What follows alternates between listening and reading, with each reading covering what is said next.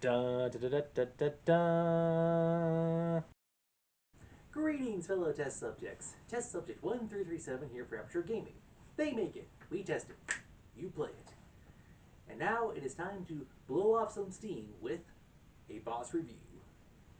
Now, this game originally came out at the end of March of this year. It was supposed to be to help welcome us to April Fool's Day, April 1st, but still it's a March title. Now, the question is if you always fancied yourself to be a Sherlock Holmes and wanted to get into it, this would be like a good starting point. But don't worry, it's not one of the 10 Sherlock Holmes games I currently have in my Steam library. So if you like mystery, anthropomorphic cartoon characters, then this game's for you. Let's get into it, shall we? Series.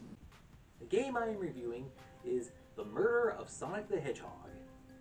It is not a sequel, prequel, or in-between-quel. It is a standalone part of the Sonic the Hedgehog franchise. Team. The team that developed and produced this game is Sega. So while Sonic is part of the Sega franchise, they have a team that is dedicated to his games. It's called Sonic Team, but they did not work on this game. This is just made and produced by Sega. Plot. Spoiler alert, the title of the game kind of gives away what's going on. Amy Rose, the pink hedgehog, she's having her birthday and she's having it on a train, and she's invited a whole bunch of people from the Sonic franchise to take part in a murder mystery event. Unfortunately, the event goes awry, and Sonic is murdered. It is up to you and Tails to team up and be the Detective 2-0 duo to try to figure out motives and alibi and figure out who murdered Sonic the Hedgehog. Dun dun dun. Gameplay controls. The game is a point-and-click adventure slash visual novel.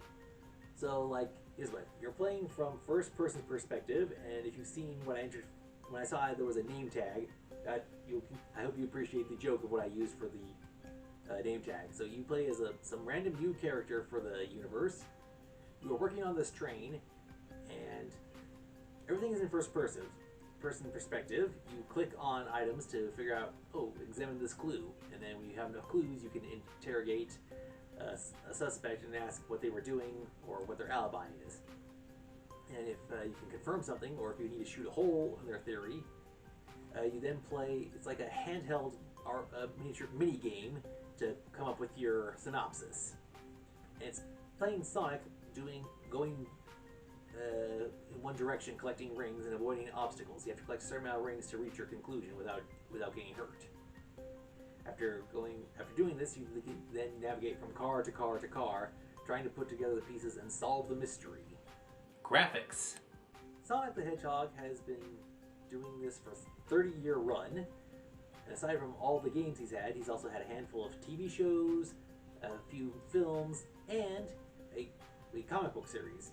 I mentioned the comic book series because the art style of the game reminds me heavily of the comic books, from the environments and backgrounds to all the characters. Everyone is animated in a 2D format, and I use animated loosely because everyone is actually still, with only, depending on the conversation, they change the characters' facial and body expressions based on how things are going. But yeah, everything looks really good. If you haven't seen the comic book series, I'd give it a shot. It's been going on for a while now, but it's still pretty good. Audio. The audio for the game is what? Each car has its own audio.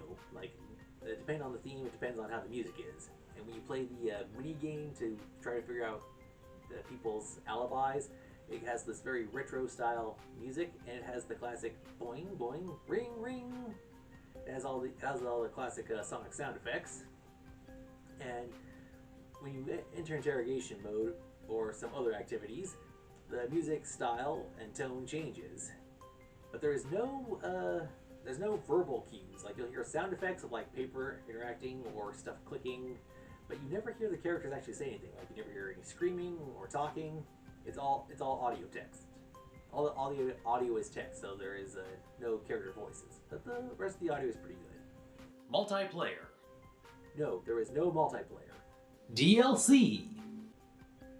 Aside from the game itself, no, there is no DLC. Issues. Alright, this game has a handful of issues here and there. Uh, for a few, there were two areas where when I was reading the text of the conversations, I think there was a grammar error, so that's kind of the minor thing, so I'm just going to let that slide. Next, I would say that this game definitely feels like a beginner's introduction to the point and click adventure genre.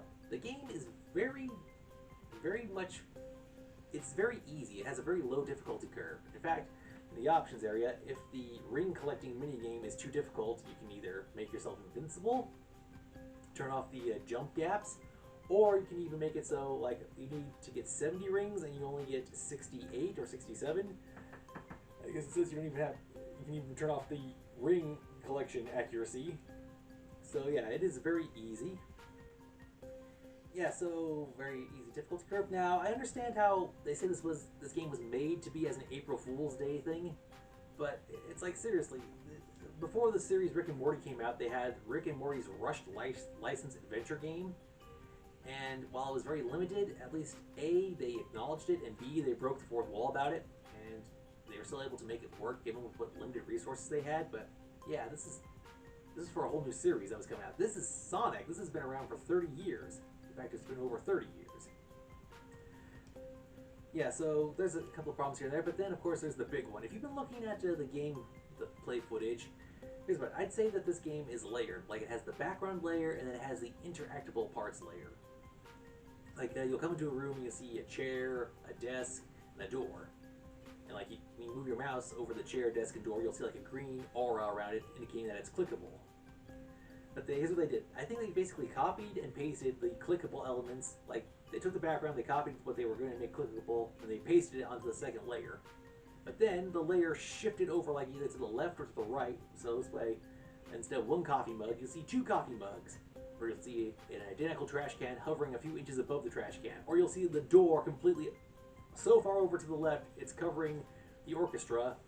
And you'll see two doors like right next to each other. So it's like, come on, seriously? And like I said, this came out at the end of March, and seeing as how I just played this recently, and it is now November, 7 months. I've even checked on the feed. There should have been a patch update by now, but there's been no news about that, so it's like, okay, I get it. I get it was for April Fool's Day, and it is a functioning game. It's like, come on, Sega. Buy, rent, or pass. Alright, so I apologize for the previously long rant about the issues, but I felt it had to be covered. And here's the thing. This game is free to play, so you can buy it or rent it. But right now I suggest you try to download it as fast as possible because the engine that it's running on is Unity.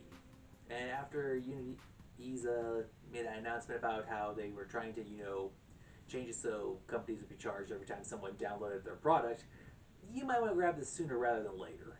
Overall score. Yeah, I had to go back and forth with the score on this because, on the one hand, there's the weird glaring layering issue that is evident to be seen. Very minimal character movement, or just basically switching of character designs. No character audio, yet good music and stuff. But on the other hand, it's free, it's an April Fool's Day joke, and then of course there's the whole, it's Sega, but not the officially designated Sonic team. This is a back and forth thing. I had a little trouble with this, but I'd say for what it is, the game type, what it offers, and what it asks for you in return, and what it gives you, alright, I'll say it. I'll give it an 8 out of 10.